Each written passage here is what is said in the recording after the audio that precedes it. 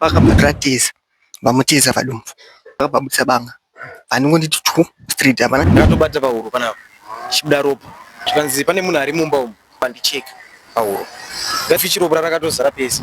Ndingavanzwire tsitsa mai ivavo asi grooming yavo might have contributed kune zvakaitwa nemufana.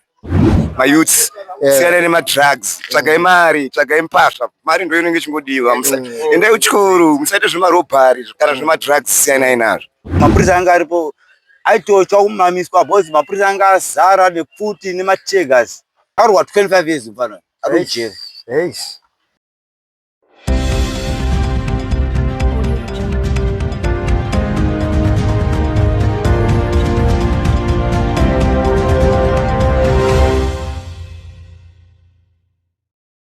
Yes, atichiti kuswera muri yeZimbabwe. Tisangana zvakare paHodzing Trends apo patinokupai nyaya dzinenge dzichipisa around Zimbabwe naika.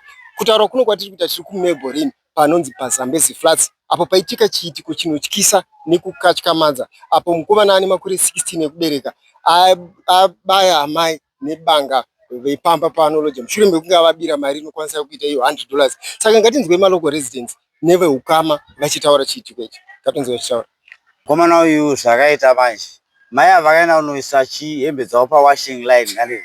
Vanesa hembe dzavo pawashing line. Vanogara pasame block vanhu ava. Saka vachigara pasame block zvavakanoita mfana ndozvokuti vakatamira mai ava kuti vabuda vabva nowayanika hembe dzavo. Ndobva anoba $100 ari muteni. Aba $100 ari muteni. Vakanosangana namadha pakubuda kwemukomana achinobuda muteni. Handiti padoor. Ndobva it's like my kitchens avo pasingi vakanotora banga ndovabaya mai apa. Abaya mai apa. Akabva arova futi neteza. Amai ava vane nhumbu. Handiti. Bana obva anozikira futi mumba mamai ivavo. Azikira mumba mamai ivavo ndobva aziviga. Handiti. Aziviga kudaro handiti. Chakanzwa mheremhere ichiitika. Vanhu vakamhanya, vanhu vakati wandei. Mapurisa futi dzikauya chichichi mategas kudai nodai handiti. Taitotya kupinda muteni moti afunga kuti mavhachemba hombe. Of which angari mufana zvake 16 years mufana anobvisa vapiya. Handiti. Saka one of the ex-gunners Mr. Chiswa vakabva vanopinda muteni. Taitya kupinda muteni. Vakanopinda. Vakamuwana ari kuseri kweketeni. Ndobva atorwa. Akarwa 25 years mufana. Mai vake mfana uyu ndindakavapa imba yekusheya nesomeone paLundi flat kuEndu. Handiti. Saka ikono manje varunzi vadzingwe mai vaya. Waita sei mweya wavo unotambudzika unoshona. But kana pane munhu ane kwanisa kunamata nawo handiti kuti hana yavo idzikambe. Please can you help us? It's like vanhu ndozvo vanotaura kuti spirit inopinda mune vanhu inoti vanenge vangofunga kuti togara nemhondi chandonono ndo nyaya inorwadza. Saka vatoti hanzi let them out from the house. Inini ndakavapa imba yokuti vasheye naumwe madha vane musika uyu apa kumucheto. Handiti. He was quiet. Because mapurisa anga aripo aitochwa kumamiswa bhozi mapurisa anga azara nepfuti nemategas. Tatofunga kuti munhu mukuru when we face kuona chiitiko chichiitika. Tatoona kuti aya mahwani taitotya kupinda isusu vacho makete taitotya kukena chidheni munhu kuti kana mapurisa achitya nepfuti ko isusu. But one of the orders ex-gunners Mr. Chiswa identified the guy ari kuseri kweketeni. Vada mufana uya kuno handiti. Ndobva torwa nemapurisa ndazorwanda mufana. Tanzwa zvakare chinzi mukomana. Ndakanzwira tsitsi kuti still young. 16 years old. Sure. Vakati kamurova anofa. Akachekwa nemaglass akapinda nepawindo. Akapwanya glass, akapwanya window. Ndo rakacheka maoko. Anga oda kutiza nepawindo. Muchitarisa amai vengi vachekwa muchivaona venga vakakwara vakabayirwa paichepo. Vanenge vakabayirwa apa pahuro straight. Ndobva varova futi neteza. Inini ndoshamisika kuti teza akanga rwana kupi mfana. Anga rwana kupi. Saka zvichireva. Saka which means kuti mbana izi mbavha. Saka zvirevo kuti akanga atogadzirira anogara neteza. Aiwa, mamwe maybe mabasa ake ndiawo emazuva ese. Because iyo teza unoridi ina ndina teza. But ndi security panapa ndogadha kana mota pandiri. But ina ndina teza. Ndotorida but saka makutokundwa maweapons nevapana vacho. Ndizvo tokumbira mapurisa chipo kana maweapons anodhura yaya. Zvinorwadza chokwadi. Saka takatarisa chikumbiro chenyu chamungade kuita. Tinoziva kuti zviitiko zvakadai zvinogona kuitika zvakare. Ini ndiri kukumbirawo teza ranga rine mufanwa as a security for protecting this Mazambezi. Because ini paimbobiwa panapa pandiri. Mabura polisi kaniti iwe ndiwamupurisa ena anosunga vanhu ipapo. Ndadzoka ina ndina maweapons ko ndikasvikira ndibva senjabatsira sei vanhu ava. Pana mufana anogona kuva nemweya wetsvina spirit yababa wake ka. I don't know kuti his father is still alive. I think kuti mwana baba wake kana vari alive ka. Vanofanirwa kudedzwa vambotaura vaende kujere vanotaura nemuparo. Kana kuti imwe tsvina inotumirwa nababa vacho kana vakarambana because I don't see his father there. Saka spirit anogona kutumirwa nababa vake kuti konzeresa mufana. Baba anogona kusumudza mhepo kuti watora vana vangu wadai dai hadii. Taura izvi.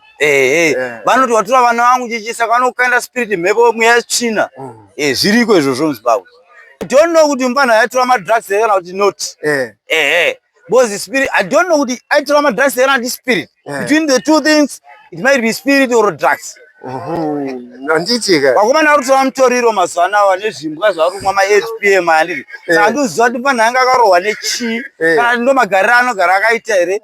Anorova akawanda vafana. But mabasa avo anozoita anozoreflecta kuti madrugs here, spirit here, we even don't know. Ndinoti vakomana ka nyaya dzemadrugs siyana nadzo. Kana ari madrugs ka siyana nayo. Mufana akarohwa 25 years ka. Kana ari madrugs siyana nawo. Imbwa idzi siyana nadzo, ma-8pm siyana nawo. Anokonzesa kupara mhosva musikazivi.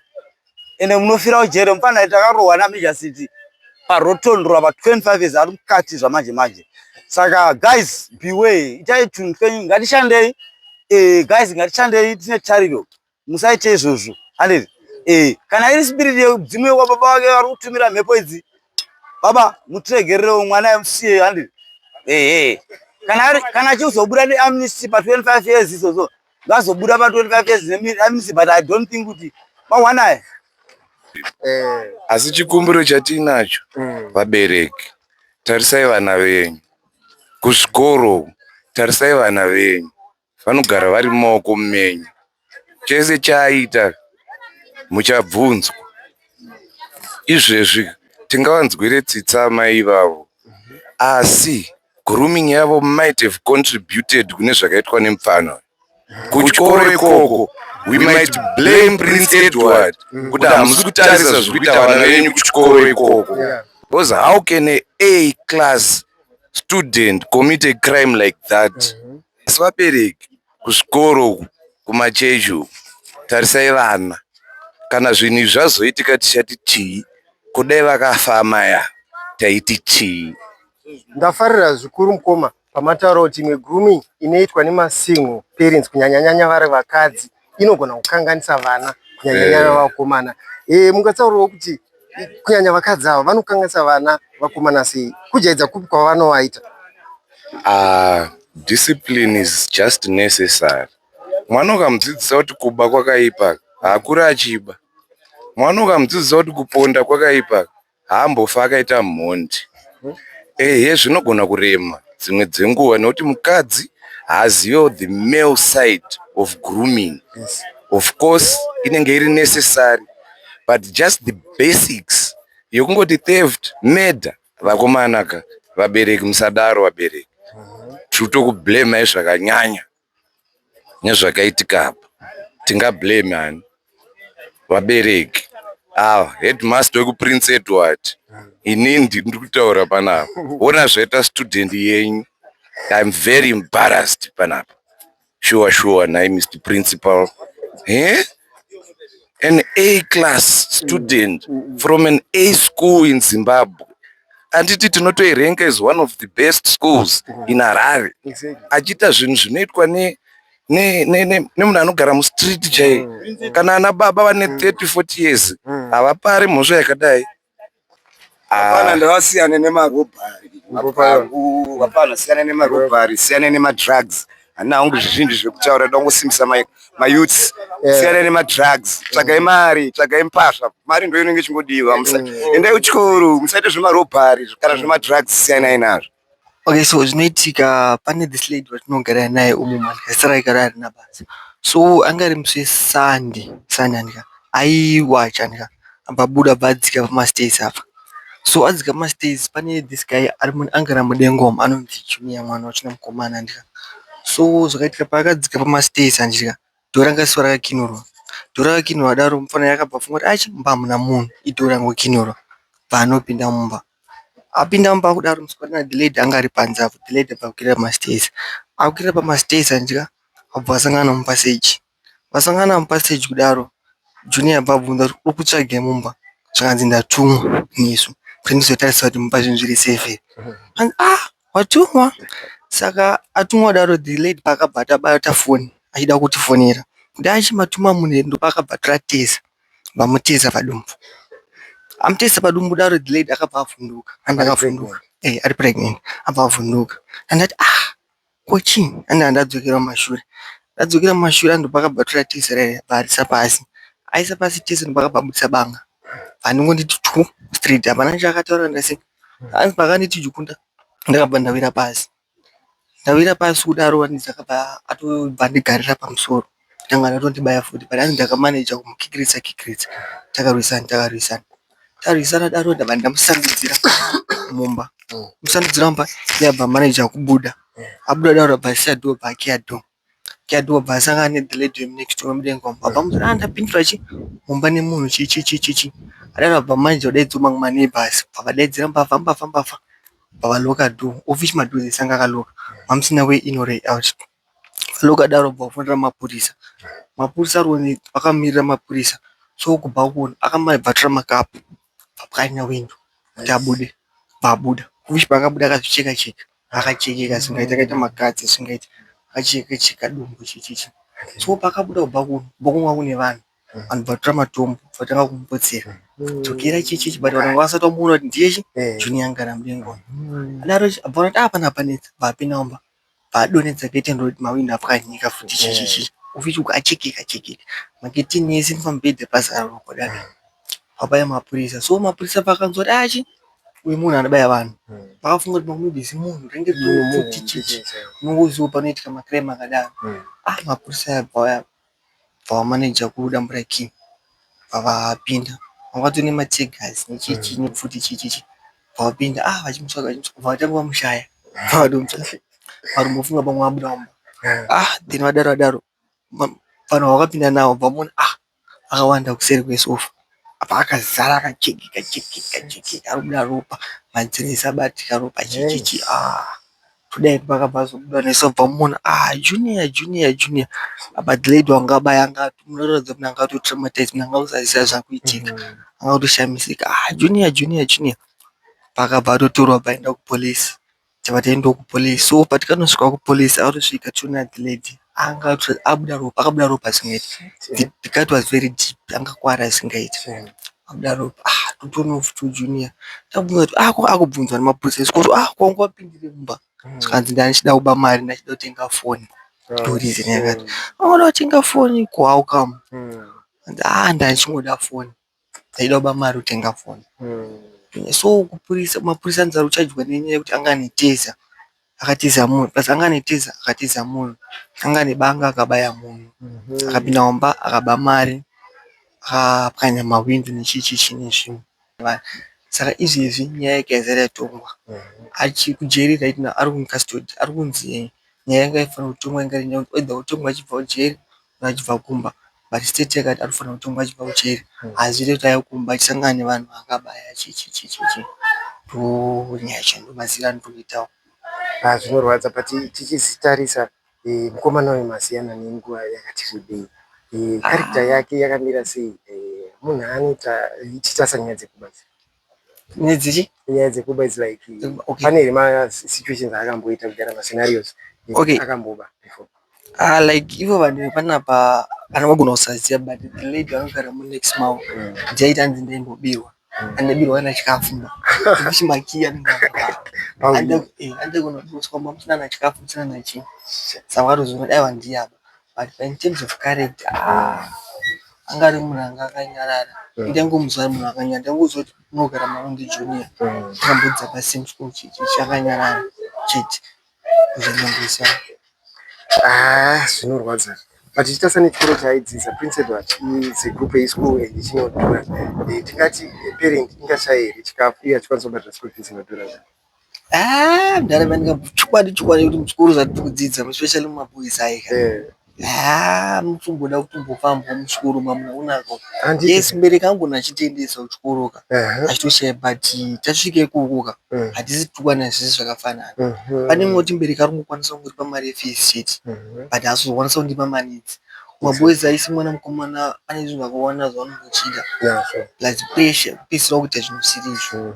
handingati mubereki wake anga ari munhu kuti aishaya mari yekupa chikafu chaiva mubereki wake aitenga zvizorodva ndichandoziva mubereki wake she was striving achitomutengera chese achimupa handingati anga ari munhu aishaya anything takatarisa mukomana uyu mushure mechiitiko ichi aifila sei kuti ndaita the wrong thing here kana kuti aita sei like reaction yake so isu patikazomona kumasewedzi angakuratidza kuti anga aunyatsoziva kuti panapa ndasungwa panapa paakaita zvaaita aisaziva I think maybe munhu aratidza like wagarwa nechina or anything chaizvo kuti uchiita something also chichikuitika but chazopera manje waback to normal senses wanyaza panapa ndasungwa yes anga munhu angakutonzwiswa tsitsi akuti sorry chichi ndaenda kungoba mari chete chichi ndozvanga zvakuitika.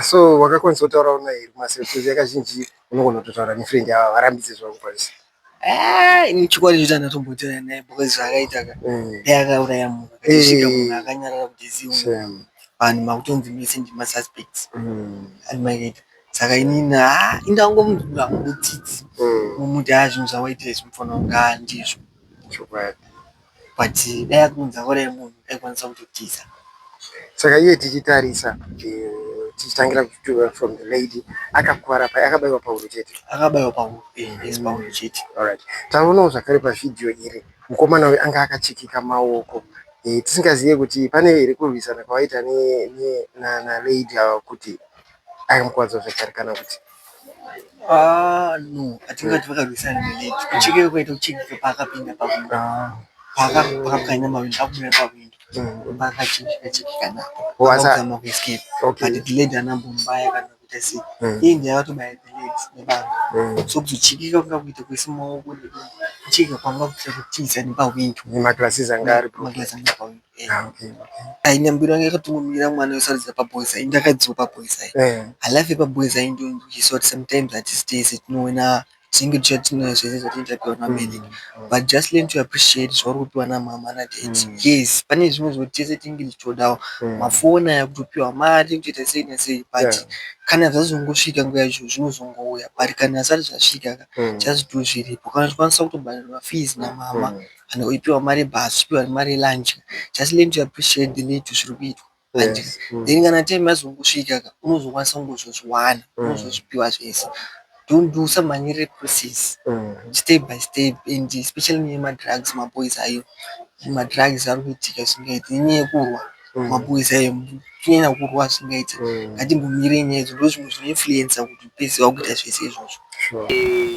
inonzi Adrian stari kuberekwa aka Jawiz me vasingandizive ndini ndakamboimba song naSocial Love inonzi munhu wevanhu so ndogara mumazambezi meBorini so zvakatoshamisika nechiitiko kuti saka ndozvikutoitika kunzoko vichi mwana wechikoro unodza paPrince Edward ini angatori makuseni izvi kuma 88 kutobuda ndikuti arega ndinochera mvura yangu apa ndite yandikuita then ndopona akatonzwa munhu akutoridza miri andoti mbavha so dhendi rangu rangotasana neflat rawo so ndakabva ndangosiya bhaketi pandanga ndine pandatashi ndika ndinonzwa kuti chichikuitika ndakanosvika ndikona tosangana nesister yacho ichitodzika masteps ichitomhanya yakatobata pahuro panapa chibuda ropa ndika ndatoti kochichiri kuitika zvikanzi pane munhu ari mumba umu nemunhu ari mumba umu andicheka pahuro ndikati chekai ofichi ropa rakatozara pese ndatombo muti abvisa chichi havati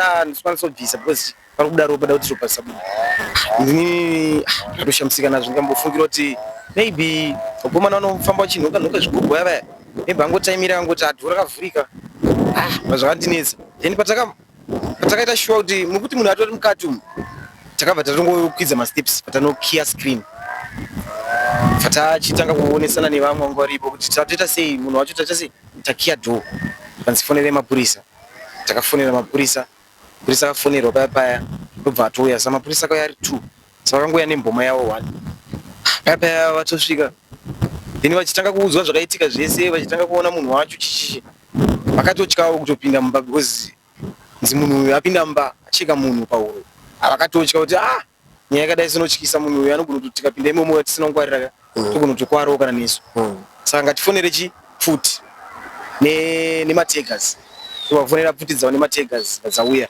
ndopa takacheka screen kahaspo key yacho tapinda mukati takapinda mukati takatotsvaga marooms ese takatopinda mudining tikatsvaga tikashaya tikaenda kutoilet marooms vamune 2 mabedrooms yemusikana wacho anolodya nevanhu vacho vanogara kumba ipapo vanga vabuda so kutopinda kwakaita mufana uyu nekunzwa kwatakaita takangonzwa kuti hanzi nezuro anga ari mumba umu because mumba umu mune mukomana anogara imomo anogarawo namama wake single mother so vane lodja ravo ravaisa nolodja 1 room so mukomana ndo paPrince Edward patakapedza zvake last year so mufana uyu anodzidza paPrince Edward tikasava angooneka kuwirirana nemukomana uyu plus next door ane hanzvadzi yake futi inogara ipapo saka mukomana aitonzi nezuro hanzi akaona mari yange ikatota yavanga vakananika ere saka makuseni ndovanga akangoonera kuti vanhu avabuda because vakabuda mumzi vakangobuda nefamily yavo ndobva vasiya lodge saka iye ndovanga angatori imba yavo because iri kumusoro yava iri pakati saka maybe anga akatohadhira akatotaimira kuti uyu panongodzika because zvokunzi uyu pakangodzika kaita sei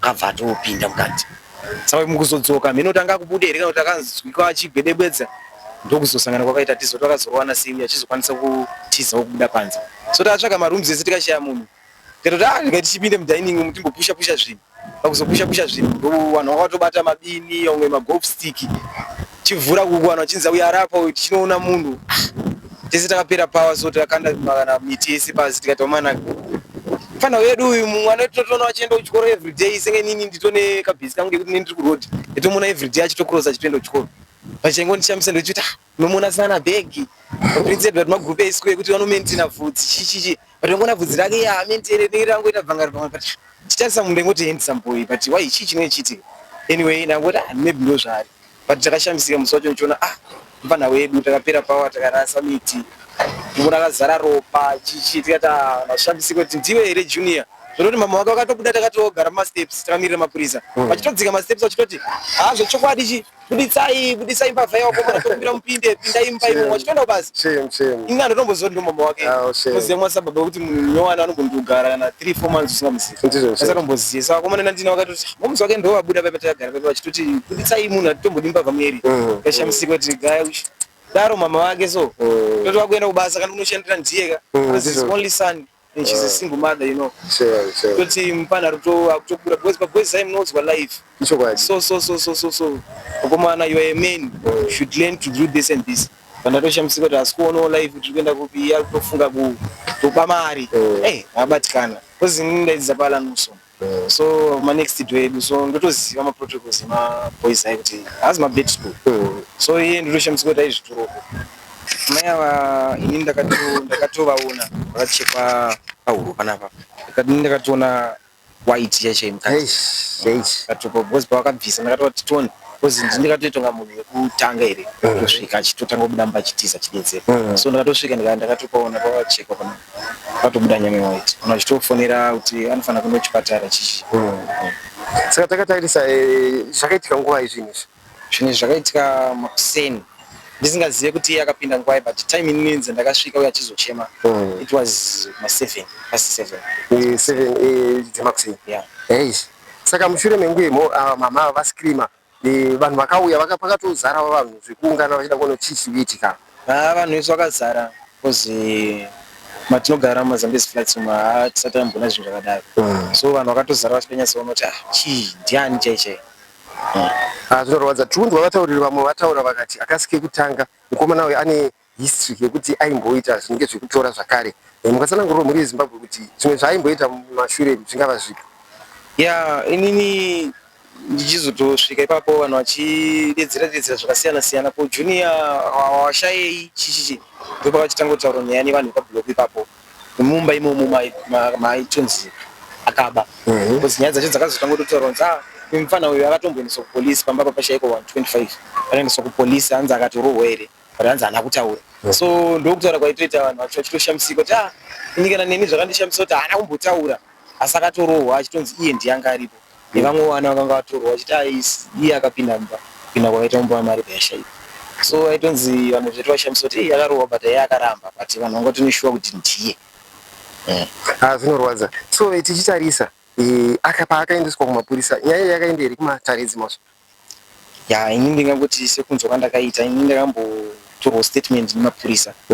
then he was expecting kuti maybe ndichangodedzwawo ndomboona kuti nyaya dzachizokufambiswa sei but anyway handina kufonerwa but for marumors mai vake ndakavabvunza ake mama vake havasi kuda kutaura nevanhu vakangobatikana varongoti vanenge vachingoti ina behind time sometimes towanzoona makuseni so pandakavabvunza vakangoti ndirikumhanya tikati tohwina here mukomana anobudirira vakangoti ya tohwina so kutaurawo kwaita kuti vamwe vepabhuloku vaita nzi gweta rake restate hanzi raiti anonga adzoke kumba achitongerwa kumba achitongerwa kukoti achienda achigara kumba kwavo then sahanzi vakazochinja statement racho vakati akatadzira vanhu vepabhuloku ipapo saka kuti vange vachizopesana futi vachionana hazviite so hameno nzvimbo yakataurwa nzi ndo yakazonzi achazochengeterwa achitongwa ndo pandakangopedzisira nzonyaya zvichireva kuti akaendeswa kurimande here kana kuti akaendeswa kune mumwe weukama kwaakanogariswa sekunzwa kwangu yange iri remand because painzi kunochengeterwa vasungu